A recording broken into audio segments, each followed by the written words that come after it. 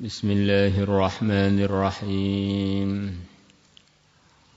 Wa 'an ibn Umar radhiyallahu anhuma qala Sami'tu aku telah mendengar Rasulullah sallallahu alaihi wasallam yaqulu beliau bersabda in talaqa telah berangkat salah satu nafarin 3 orang mimman kana qablakum dari kalangan orang yang sebelum masa kalian sebelum umat Muhammad hatta awahum sehingga mengistirahat mereka al-mabitu bermalam ila gharin kepada sebuah gua sehingga mereka bernaung atau bermalam di sebuah gua.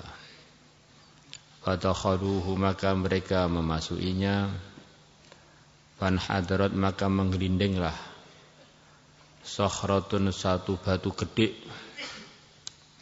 minal jabali dari gunung fasaddat maka batu gede tadi menutupi alaihim atas 3 orang tadi al-ghara gua tadi faqalu maka mereka bertiga mengatakan innahu sesungguhnya la yunjikum tidak akan bisa menyelamatkan kalian min hadhihi sakhrati dari batu besar ini illa an tad'unallah kecuali kalian berdoa kepada Allah bi salihi a'malikum dengan tawasul dengan amal baik kalian.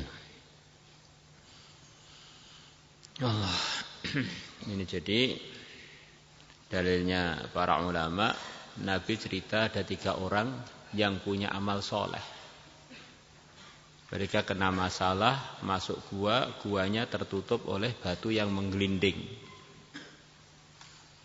Namanya Nabi bercerita, berarti dan dalam cerita beliau tidak ada pengingkaran, berarti beliau menyetujui bahkan bisa diartikan menyuruh. Di antara cara menyelesaikan masalah di dunia ini adalah dengan minta kepada Allah dengan menggunakan amalan yang baik yang pernah kita lakukan. Kita baca Yasin, ini amal baik. Ya Allah, dengan berkahnya atau dengan aku mendekat kepada Engkau dengan bacaan Yasin barusan tadi, saya minta untuk secepatnya dapat mertua. Tawasul bil a'mah la salihah. Ini pertama. Yang kedua, nunjukkan bahwa amalan kebaikan itu bukan hanya manfaat di akhirat. Mulai di dunia pun sudah ada manfaatnya. Bahkan dunia masih tidak kiamat ini karena masih ada amalan kebaikan, yaitu masih ada orang-orang yang membawa kalimah la ilaha illallah. Nanti bangun dari kubur di dunia ini, nanti mahsyar di dunia ini, nanti hisab di dunia ini, nanti mizan di dunia ini, nanti pemberian catatan amal pakai tangan kanan atau tangan kiri di dunia ini. Selepas selesai ada keputusan sebagian untuk surga, sebagian untuk neraka. Baru orang-orang yang mau ke surga mereka melewati jembatan untuk keluar dari dunia. Jadi hari kiamat itu terjadinya di dunia. Hari kebangkitan terjadinya di dunia. Maka kadang-kadang orang itu mikirnya terlalu pendek. Amal kan masih nanti untuk akhirat. Piye itu? Berarti kan enggak paham. Amal itu untuk sekarang di dunia ini dan untuk nanti untuk menghadapi dunia yang namanya hari kebangkitan itu di dunia. Akan ditanya-tanya itu bukan nanti di akhirat, begitu kita mati langsung sudah ditanya. Man rabbuka man nabiyuka madinuka, sudah langsung ditanya amalan yang barusan kita kerjakan di dunia. Kadang-kadang orang sembrono diisi oleh nafsunya, oleh setannya untuk nunda-nunda amal. Padahal amal itu memang semua pertanggungjawabannya dan manfaatnya sudah dimulai dari dunia ini. Namanya alam kubur di dunia. Bangkit dari kubur juga di dunia. Dibalas dengan balasan yang setimpal sebelum yang kekal abadi di akhirat ya di dunia ini. Begitu pula kalau orang masuk kubur amalannya baik, kuburnya akan jadi cabangan surga ini di dunia ini. Dari cabangan neraka di dunia ini. Dan sebelum masuk kubur sudah terasa dalam hati kita. Orang kok amalannya benar, di antara Allah yang akan berikan pada dia, Allah akan berikan pada dia ketenangan, tentrem, bisa mendapatkan ketenangan yang tidak didapatkan oleh orang-orang yang tidak amal seperti dia. Begitu pula orang yang berbuat maksiat. Walaupun dia mengatakan maksiat itu enak, kelihatan dia ini kelimpungan, tidak tenang. Orang luyar-luyur kan enggak tenang kan, mencari ketenangan, berarti kan enggak tenang. Santri bolos-bolos berarti kan enggak tenang kan. Hidupnya itu enggak tenang. Dalam kebimbangan dan kebingungan. La ilaha illallah. Faqala rajulun minhum, maka seorang laki-laki dari mereka bertiga mengatakan, Allahumma ya Allah, kana li abawani syaikhani kabiran. Dulu sebelum kejadian ini aku mempunyai dua ayah ibu, dua orang tua. Yang keduanya sudah tua dan sudah renta. Syaikhani sudah tua, kabirani yang sudah renta. Wa kuntu, dan adanya aku la aghbiqu, aku tidak makan malam atau minum susu malam. Qablahuma, sebelum beliau berdua. Ahlan, keluarga saya, wala malan, dan juga tidak harta saya. Bila aghbiqu itu aslinya kaitannya dengan makanan atau minuman, tapi dimasukkan juga urusan harta. Yang kami dahulukan urusan fasilitas ayah kami. Duit pertama kali dapat ayah, ibu. Kemudian minum, makan ayah, ibu, baru keluarga kami. Saking berbaktinya kepada kedua orang tuanya. Fana abi, maka telah menjauhkan aku. Talabu syajarin, mencari pepohonan. Semacam mencari kayu begitu. Yauman, suatu hari, falam urih alaihima, maka aku tidak datang dalam waktu sore hari, biasanya rawah, alaihima, atas beliau berdua, hatta nama, sehingga beliau berdua telah tidur. Saya ini nyari kayunya jauh, akhirnya hari itu pulangnya terlambat, kedua orang tua saya sudah tidur. Fahalabtu lahuma ghabuqahuma, maka aku pun memerahkan untuk beliau berdua ghabuqahuma, minuman malamnya. Fawajadtuhuma, atau minuman sorenya. Fawajadtuhuma naimaini, maka aku menemukan orang tua kami keduanya telah tidur. Fakarihtu, maka aku pun tidak suka an aghbiqa qablahuma, untuk minum susu sebelum beliau berdua. Ahlan, dalam urusan keluarga saya, amalan untuk harta, pokoknya prioritas kedua orang tua. Falafithu, maka menetaplah aku, wal qadahu ala yadi, sedangkan wadah susu ada pada tanganku.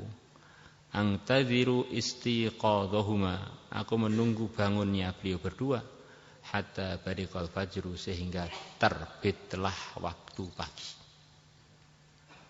Wa fi riwayatin, dalam riwayat yang lain, wasibiyatu, sedangkan anak-anak kecilku, yatadaghauna, mereka teriak-teriak kelaparan pengen minum susu, inda qadami, di dekat telapak kakiku.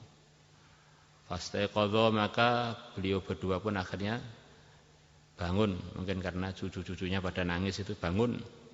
Fasyariba ghabuqahuma, maka mereka berdua minum ghabuqahuma, minuman atau susu mereka berdua yang telah disiapkan tadi. Allahumma ya Allah, di amalan yang ada manfaatnya di akhirat, di dunia, amalan yang dikerjakan semata-mata karena Allah. Sudah diterangkan kemarin, amalan itu semata-mata karena Allah, tidak kebayang bagi yang tauhidnya tidak mantap. Bagi orang yang pengesaan Tuhannya tidak mantap. Penunggalan bahwa segalanya dari Allah, segalanya milik Allah, segalanya yang ngatur hanya Allah, selain Allah segalanya adalah makhluknya Allah. Akhirnya amal yang bukan karena Allah itu adalah amalan yang salah alamat, enggak kebayang.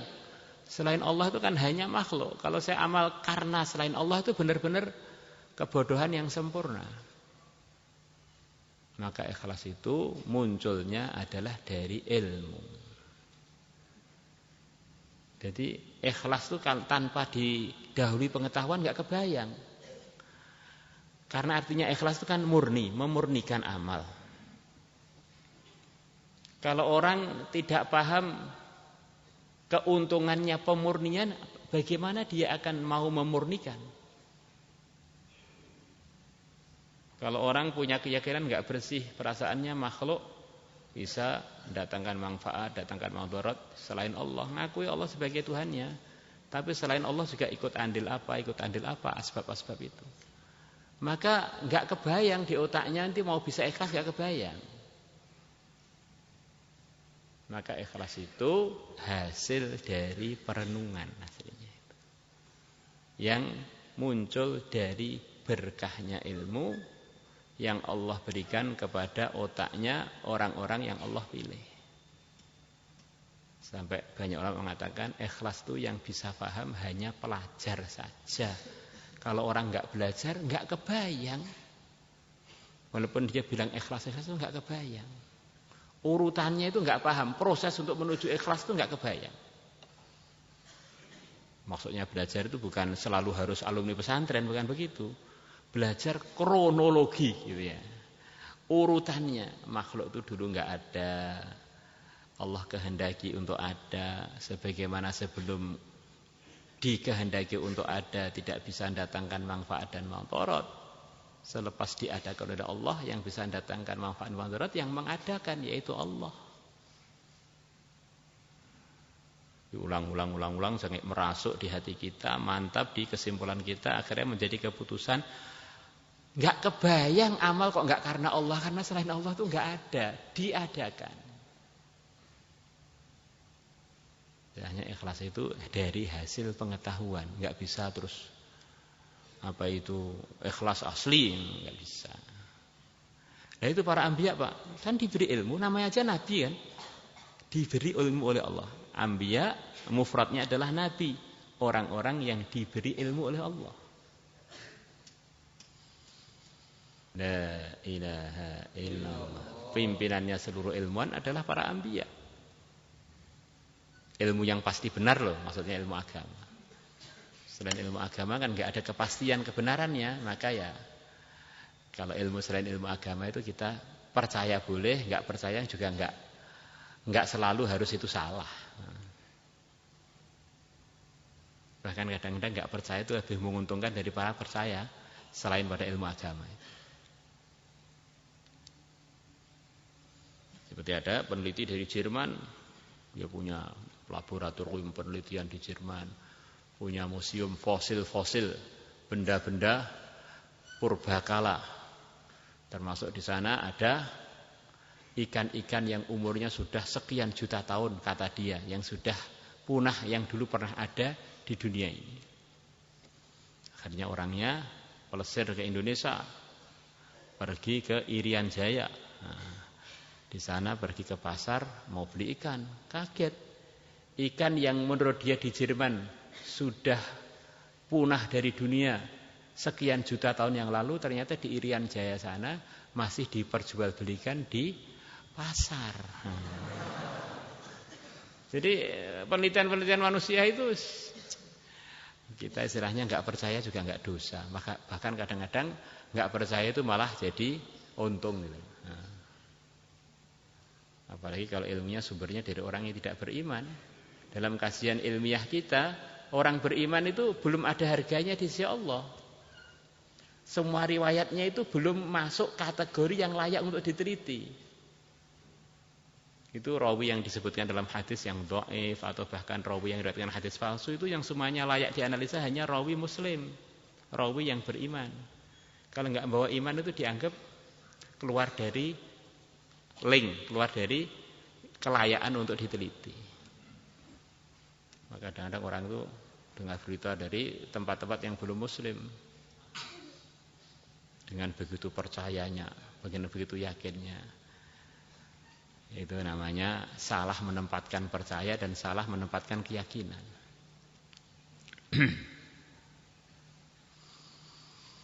Allahumma ya Allah, in kuntu fa'altu dzalika, kalau dulu aku mengerjakan itu ibtigha wajhika, untuk mencari zatmu, untuk mencari ridhamu, fa farij anna, maka longgarkanlah dari kami, ma kondisi nahnu fi, yang kami ada di dalamnya, min hadhihi sakhrah, berupa inilah batu gede, fang farajat, maka melonggarlah batu gede itu syai'an, sedikit, la yastati'un al-khuruj, mereka belum mampu untuk keluar dari gua. Allahu akbar. Qala an-nabiy sallallahu alaihi wasallam, qala al-akharu, berkata al-akharu, laki-laki yang lain, yang kedua, kan 3 orang. Allahumma ya Allah, kanat li, aku mempunyai, dulu aku mempunyai ibnatu ammin, anak pamanku. Kanat, yang adanya anak pamanku itu ahabbun nasi ilayya, manusia yang paling aku cintai. Fa'aradtuha ala nafsiha, maka aku pengen dia ala nafsi, atas dirinya, dilamar atau mau dinikahi semacam begitu itu. Wamtana'at minni, dan dia pun menghalangi dirinya, minni, dari lamaranku atau keinginanku. Dia enggak mau. Saya pengen nikah dengan dia, pengen dekati dia, dia enggak mau. Hatta alamat biha, sehingga telah terjadi biha, kepada putri pamanku tadi, sanatun, pailit, minasinin, dari kepailitan.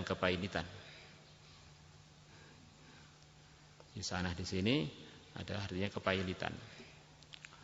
Faja'atni, maka dia datang pada aku untuk minta bantuan.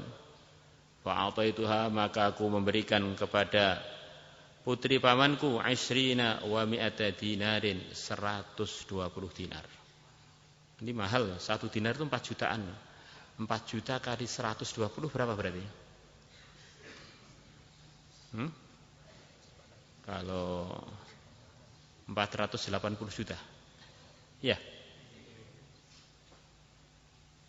Ya. Ala ang tukhaliyah, dengan syarat. Ala ang, dengan syarat dia membiarkan baini, antara diriku, wa bain nafsi, dan antara diri dia. Ya, kamu tak beri uang 120 dinar, syaratnya saya boleh mengzinai kamu, gitu. Ala an tukhalliya baini wa baina nafsiha, untuk membiarkan saya berbuat sesuka saya pada badan dia. Nah, kadang-kadang orang itu kalau punya harta begitu itu, jadi memfasilitasi maksiat kepada orang-orang yang dipelokoto oleh dia itu.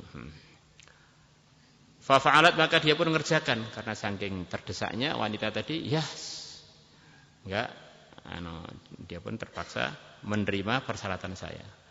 Hatta idza qadartu 'alaiha, sehingga ketika aku telah mampu, 'alaiha, atas dirinya, sudah dekat, dalam riwayat yang lain, hatta idza jalastu 'ala syu'abiha al-arba', sehingga ketika aku telah menduduki, sudah duduk di antara kedua kakinya dan kedua tangannya, atas cabangan yang 4. Nah, itu tangan 2, kaki 2, sudah mendekati berzina. Qalat, maka putri pamanku mengatakan, la uhillu laka, aku tidak menghalalkan bagimu, ang tafuddal khatama, untuk kamu merusak atau membuka segel, illa bihaqqihi, kecuali dengan haknya, kecuali dengan cara yang halal. Jadi jangan kau jima saya, zinai saya, kecuali dengan cara yang halal. Fataharrajtu, maka aku pun merasa berat minal wuqi' 'alaiha, dari mengzinainya.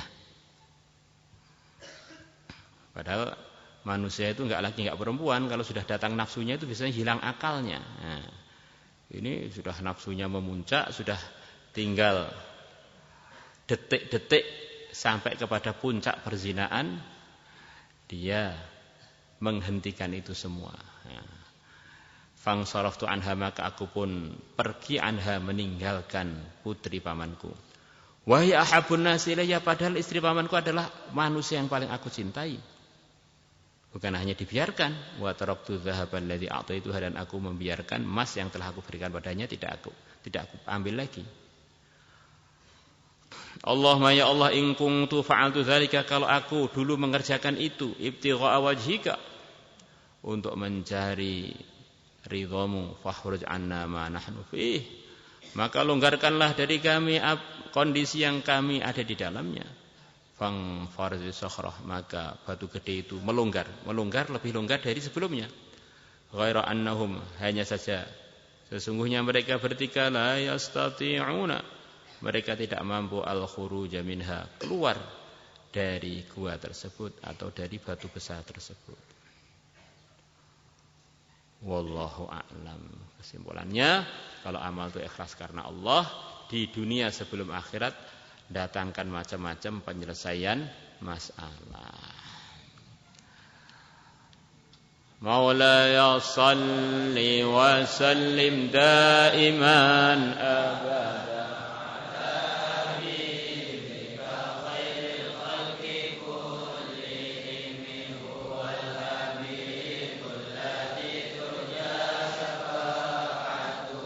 لكل هول من يا ربي بالمصطفى بلغ مقاصدنا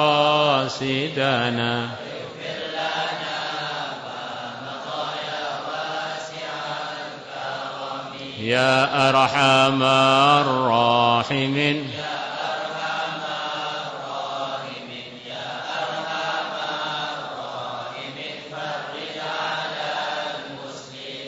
يا عالم السر منا